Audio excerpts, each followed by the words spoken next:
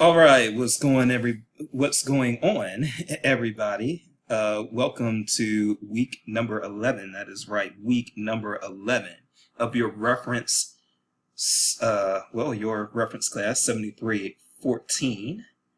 And I, as always, am your professor, Dr. Jace Austin. So, yeah, I am assuming that you all have gotten started or will soon be getting started on your LibGuide projects. I am also assuming, well, I shouldn't even say assume, most of you have turned in your Wikipedia assignments. There was a grace period on those, so if you've not turned that in yet, then you still have until the end of the week. So again, we're trying to make sure that people are able to, just take things as lightly as possible while still meeting the requirements of the course. Please get those Wikipedia assignments turned in to me this week. You are currently in the grace period. And as the course says, let's scroll down. April 19th will be the official due date of the LibGuide assignment. I'll probably have a bit of a grace period on that too, because quite frankly, again, people are just tired, they're scared, they don't know how they're going to feed themselves. There's so much anxiety going on right now that, of course, I am going to work with you all. And you can tell things are not normal because when things are not normal, that's when Dr. Jace grows the beard. So as you can see, I'm in full beard mode. I've grown a beard, gotten weird, and disappeared. And, it is what it is. There are a lot of other people undergoing the same struggle.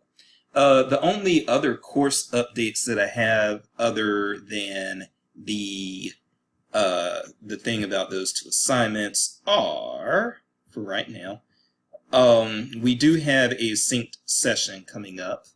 That'll actually we do have a few weeks. It'll be on April the 22nd, which is Dr. Jace's birthday. So, join me for my birthday. We are going to have a party, I guess, virtually online. And because you signed up for the class, you do have to join me for my birthday. So I look forward to seeing you. The other thing that I want to mention just really quickly here is, because there have been several questions about this in the discussion board area. So, okay. Yeah, so as far as this database issue that's going on, and I appreciate Alexandra bringing that to my attention, and I see some other people have concerns with it as well. I'm going to look into that right now. What I'm going to ask you all to do is just work around the database portions. If I need to alter the assignment prompt, I will. This is the first time that this has been an issue. But I do know that, I believe that, I shouldn't say I know, I believe that LibApps has had like a change, maybe like a change of ownership or a change of management in the last year or so, and so maybe they've implemented some changes since there. But anyway, we are going to get through that as well. So I'm going to check on that. You'll get an update from me at some point. For right now, just again, work around the database issue, and then I will make an announcement either when I get that issue fixed or if I alter the prompt and have you do something other than the database. So we're going to go with that, and from there, let's talk about some English resources, because that will be what is helpful to you. This is going to be a completely optional video. Watching this video probably will not help your performance in the class. This is just so that you can learn some things, okay? So yeah, let's look at some sources that are commonly used for English and language arts. I'm going to basically just give you a little brief synopsis of when to use that database, as well as I am going to go through the database really quickly, but in order to keep this below 30 minutes, and again, this is completely optional and you can speed it up, and I've shown you how to speed these up. In order to keep it at or below 30 minutes, I am going to have to be very quick in the databases. But I'm going to show you some of the databases that you'll use the most commonly for like language arts and English if you are a public or academic librarian. Now, as far as K-12, I don't have that experience, so I'm going to be limited in how much I can help there. But anyhow, let's do this. All right, I am on Mid-Continent Public Library's not homepage. I am on their literature resources page right now. And so first I'm going to show you some of the different things that they have. They have Writing Tutor, Writer's Reference Center, the middle and junior high core collection, short story index retrospective, something about the author, universal class, which you're probably not actually going to use universal class much in actual reference delivery. I think that's kind of a it's one of those things kind of like Khan Academy, I think, where you actually use that as a learning tool, but we are going to focus on things that you'll probably use actually in reference. Also, you've got the Dictionary of Literary Biography. Gale Courses is another sort of course, sort of a learning app thing going on there. Children's Core Collection, Bloom's Literature, Columbia, Granger's World of Poetry, Contemporary Authors, and Literature Criticism. Okay, so you are seeing all of these things, and a lot of these things you just do not use a whole heck of a lot on the reference desk. The one thing you are going to use on that reference desk. All right, actually, let me pause while I log in. Okay, so there is, by the way, another literature criticism database that I much prefer to this one. So, but this is the Gale offering, and let's take a look at it.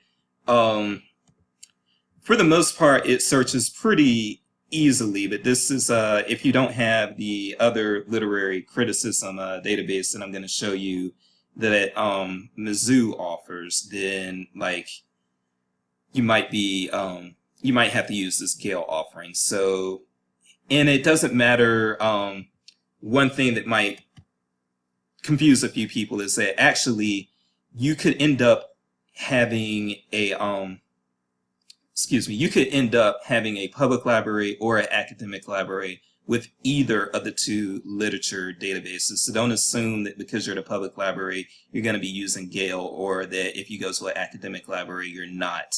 I have seen Gale used in public and in academic, and I've seen the other database used in both public and academic. So don't make too many gross assumptions there. Now, one way that this can be searched is by browsing the topics. So once you're on this homepage, you can click on Browse Topics, and you will be given an assortment of topics. So let's say that I did want to do Africa in the 19th century, literature representations thereof. All right. So after you select the topic, you will be brought to this overview page, and you can either, well, for one thing, you can read more here, and they'll flesh out the overview a little bit more if you do that, as well as link you to some, maybe not link, but they will list some representative works here. And so these are works that you could probably find in other databases or in a library catalog. You'll have related subjects and things of that nature to the right. And then if we go back to that previous page that we were just on, you can also get to the criticisms by scrolling down a little bit and selecting See All Criticisms. Okay? And then you will be taken down here. And let's say you wanted, so let's say I wanted this one from April of 2000. And it was found, by the way, I should probably show you this. So it was found, you'll know where these things come from by looking for the from. So this is from the Journal of Social History, English in Africa. You'll find all of these various original sources. And then what you'll see down here, this is probably another database or a former database or a collection of criticisms of some sort. But this is actually going to be your source for when you are citing. Okay. You can select that title, and your full text is just going to load from there. And so let me move myself out of the way.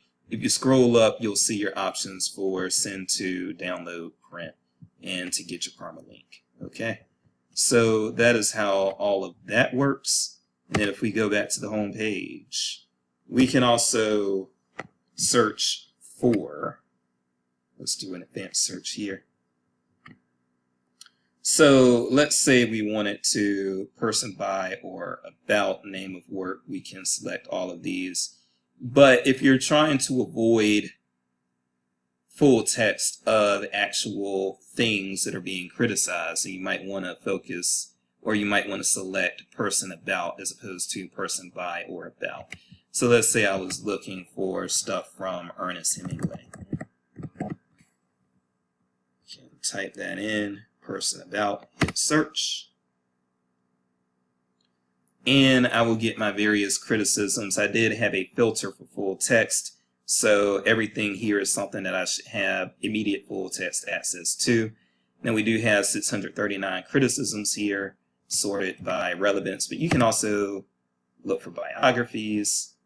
So if he had written an autobiography, that would not show up here because this is person about instead of person by. You can also get topic overviews or reviews and news. Okay, so that's pretty much how that works. And then, yeah, once you find something that you like in there, like let's say I wanted to use this bio of Ernest Hemingway, I could click that title. And again, my full text is going to load. And if I need to, I can download as appropriate up here, or print, or send to, or what have you. Okay, so that is the first one. I definitely encourage you to go play around with it. Okay, the other resource that I actually wanted to show you all, I now no longer have access to with my public or my academic library. But that would have been the show you the name. This is also a Gale product, so I apologize earlier for saying it's not a Gale product. But Literature Resource Center, this is actually a very, very helpful and very good database.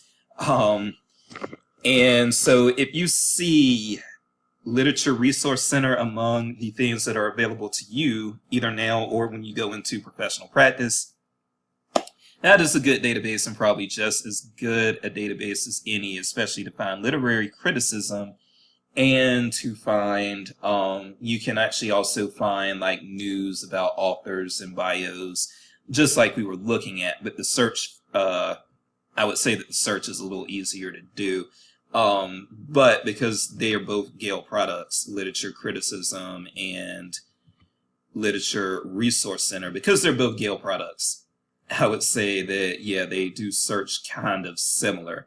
So if you learn how to search within literature criticism, then you should be able to learn how to search within Literature Resource Center pretty easily. It's pretty similar. And then also, and this is another Gale product, but you'll be using, if you deal with little children, elementary and maybe 6th or 7th grade people, you will also be dealing with something about the author.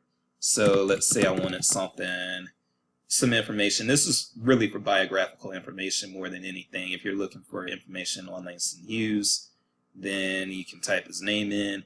We've got 2 biographies that come up, and from there, and I didn't even realize that he was from Missouri, so I got caught slipping there. But yes, so know that resource as well, something about the author. I mean, this one actually looks pretty hardcore, but for the most part, your biographies and something about the author are going to be things that elementary and early middle school students can read. So yeah, even though this is a bit of a longer biography, it should still be something that is appropriate for appropriate for somebody who is in the elementary or middle school grades and needs something to read and use for a report. This would be a place to go. Okay. All right, and then also for mid-continent, if you are trying to give somebody writing help, and this is very useful for students who are coming in who are K-12, let me just say that for those of you who go into academic libraries, I can't guarantee this is always going to be the case, but I would say that most institutions that I'm aware of do have writing centers in addition to the library. So usually it is actually the burden of the people who are in the writing center or whatever it is called at a particular institution to assist people with correctly writing papers and assignments. So that's the case in colleges, but in K-12, yes, yes, you might actually have a student come to your public reference desk who is a K-12 student who just needs some writing help and writing enforcement. And for one thing, I would say it is my recommendation that instead of doing direct assistance with them, if you can just kind of point them in the direction of a database that can assist them, and then also recommend that they ask particular questions to their teacher, that would be the way to go. One thing you don't want to do is tell a student something wrong, especially a K-12 student, tell them something wrong, and then they go back to their teacher and they say, well, a librarian told me blah, blah, blah, blah, blah. You just don't want that. It just doesn't really end well. So one thing that you can do, one resource that you can push them off on would be the Writing Reference Center. Writers Reference Center, sorry. All over with my words today. Now, again, just like with a lot of library databases, what you are going to have are two main options that you're going to use. There are going to be a whole bunch of options, of course, but you've got two main options that you stick with, and that is either topic browsing or using a search box. And so let's say that we put independent clause in here for the search. And there's not a whole heck of a lot. I've already looked through these. These explanations are actually very, very brief. They're like dictionary definitions for this particular thing. However, you can have another English language issue or English language thing, such as an apostrophe. I looked at this as well and got better results. So with something like this, you might find fuller definitions and fuller explanations as to when to use and when not to use. So this can be very useful, and you should, they're pulling, by the way, they're pulling this information from various things. So actually, let me go back to independent clause, because you see by type here. And the dictionary definitions are always going to be pretty short. But you can have other types. So actually, let me go back to independent clause and see if we have a particular type that might be fuller. So again, your dictionary things are going to be pretty short. Let's see, though, if descriptionary. I like that term. Oh, but that isn't dealing specifically with independent clauses. Let's see. If I don't find one here, then I'm just going to the next thing. Yeah, so independent clauses are mentioned in sentence and paragraph writing style sort of sources here, but those don't really I would say that those aren't, independent clauses are not the focus there. Okay, anyway, let's move on because we got to go through this quickly. So like I said, like a lot of this has to be self-directed learning. A lot of this has to be jumping on databases and playing with them yourself. But I can kind of get you introduced and go over a few things that, based on my professional experience, I wound up using a lot. Okay? So there's also, I talked about the search feature, and you can also do a certain amount of browsing here. So let's say we wanted to do this grammar and punctuation, and we wanted to look for a particular topic. Gender and nouns, that sounds pretty cool. So you can just click that topic, and you will be brought to a pretty comprehensive overview. So it's not like a dictionary definition where you're only getting like a sentence or two, but you're also not getting something that's so extensive that you're going to have to sit down and really put some time into digesting the information. This is still very, I would say, superficial and very comprehensive information. Something that you can look at very, very quickly. Okay. And so you can do that for any of these topics, and all of these tabs have their various topics. So this is very useful to use, particularly if you don't want to get in the practice of giving direct English language help to students who come in at a public library, just for the sake of not telling them the wrong thing. And then again, like I said earlier, at the academic libraries, even at community colleges, a lot of times there is a writing lab or a writing center where you can sort of, just go that way. Okay? Pause. Then the last thing that I'm going to show you all here, because I know that this is also something that you may end up working with a lot, is Bloom's literature. And Bloom's is also very, very, very easy to use. So you can, and again, you have the search and you have the browse. And let's say that I wanted to, but you can find characters in this. And this is why this one is so important, because you can find character analysis. So most studied characters, and then you can go to all characters. I am actually not someone who reads fiction, so I'm not going to know who a lot of these people are. I definitely know who Oedipus is, and I try to avoid being like him. Yikes.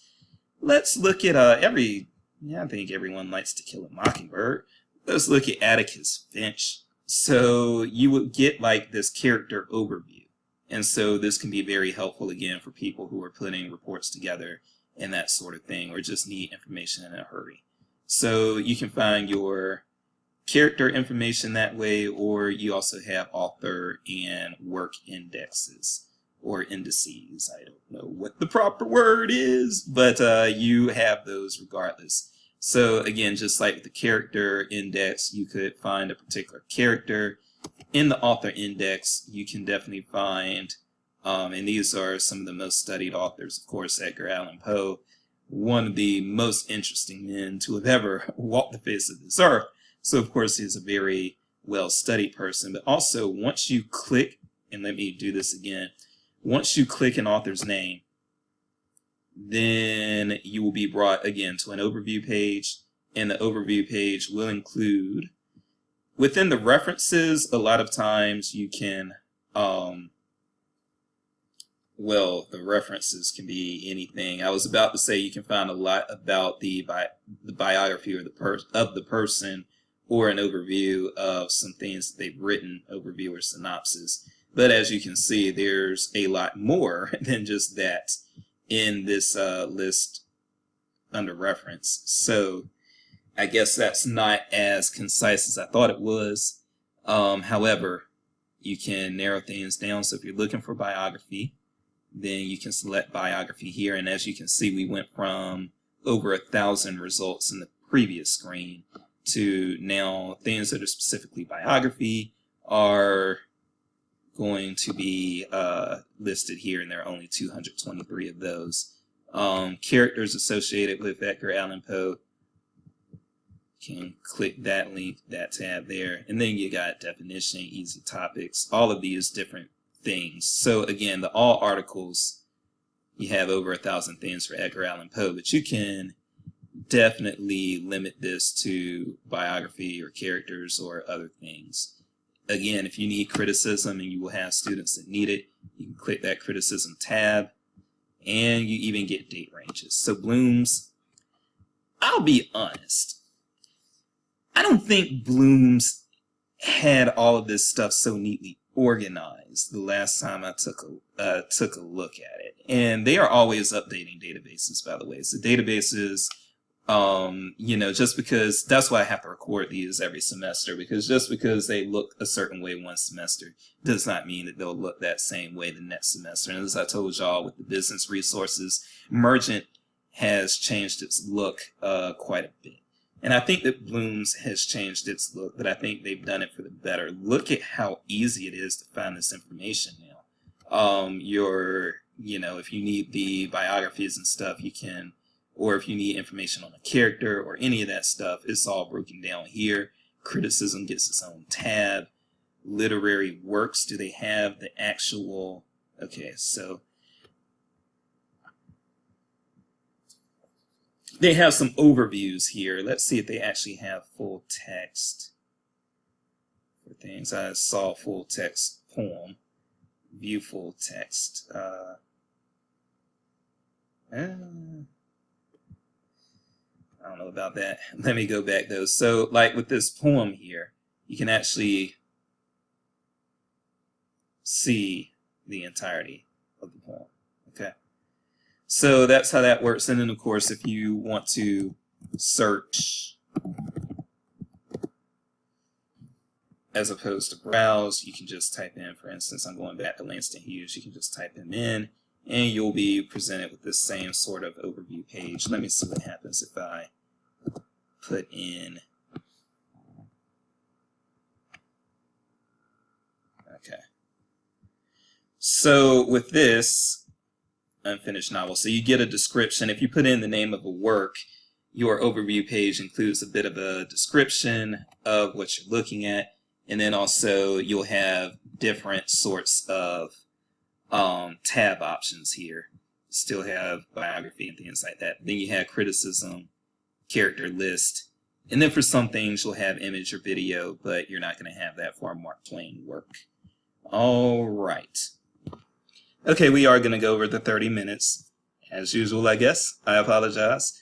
But let's take a look at some things that are offered by Mizzou just rather quickly. Hopefully we can at least keep it under 40 minutes. Okay, so first of all, with Mizzou, one thing that they do at their library, and it's a very good thing to do, so I'm glad that they do it, is that they pretty much organize resources into LibGuides. So if you go to, from their library homepage, if you go to looking for a database, and then you go to databases by subject, and then you go to language and literature English, that's when you will come to what is essentially a LibGuide here. And you will see all these various things. Look here first, MLA bibliography, literature online, linguistics and language behavior abstracts, communication, and mass media complete. But then you'll have these other tabs, find research and criticism, find primary and literary works, journals, background and biography, and dictionaries. Now, first thing I wanted to do is actually look at the background and biographies, because actually the truth of the matter is the Gale biography resource is one of my favorites, and now I need to comb through here and see, because we've got author biographies, but I'm talking about biography. Let me pause for a moment and find exactly what I want there. Okay, so I didn't see what I wanted to even tell you about on the ready list of options there as far as biography, and I'm gonna go back and show you guys. I think that most of what you're seeing here when it talks about these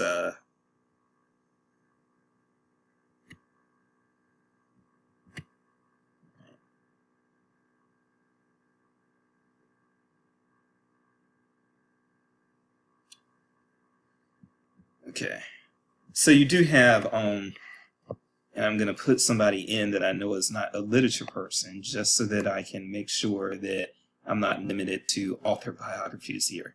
So let's put in, actually, I think I see a good one. How about Mother Teresa?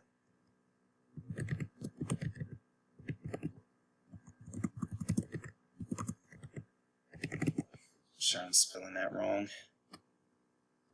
Let's see what happens.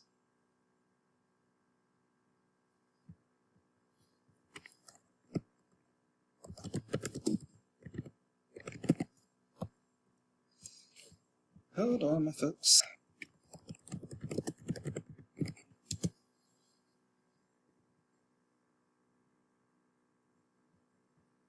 Okay. Of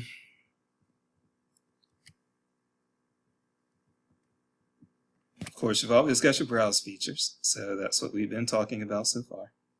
Religion and belief.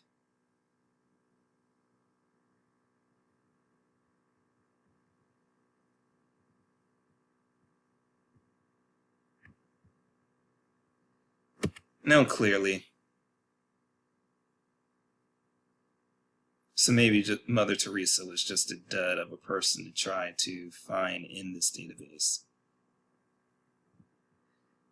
But George Abbott, to my knowledge, is also not someone who is known as a literary figure. He does write, of course, and with a lot of these figures, they've written things, so you would, saying they're not authors wouldn't necessarily be appropriate. But as you can see, as I scroll down, we are going into the different subheadings. So you're getting all of that information there, okay? So if you are looking for biographies of people, the Oxford Dictionary of National Biography is a very useful source, and you're not limited to just the biographies of authors. What I am going to say is, and I just Googled this, but UConn, and unfortunately I cannot go into UConn's databases because I'm not affiliated with them. But as you can see, and this is what we were just in, Oxford Dictionary of National Biography. But as you can see, you've got the American National Biography Online, you've got that, and the Biography Reference Bank. So now these are actually like this thing from Oxford here. I think that these are probably put out and made available by the same company. And then this is specifically, yes, for people who are in the arts, so authors as well as people in other, I think, artistic venues. But this would be more generalizable. This the Oxford Dictionary of National Biography would be something that you could use for anyone. Well, not anyone, but that database in particular can be used even for figures that are not known primarily as literary figures. Okay. All right. Databases by subject. And we'll go back to the English. So because this is dragging on, I'm just going to very quickly just explain some of these other things really quickly and how likely you will be to be using them in professional practice very quickly. So most of this stuff I actually hardly ever use. Academic Search Premier is something that you're going to be using a lot, and it covers all sorts of topics. And the same with JSTOR.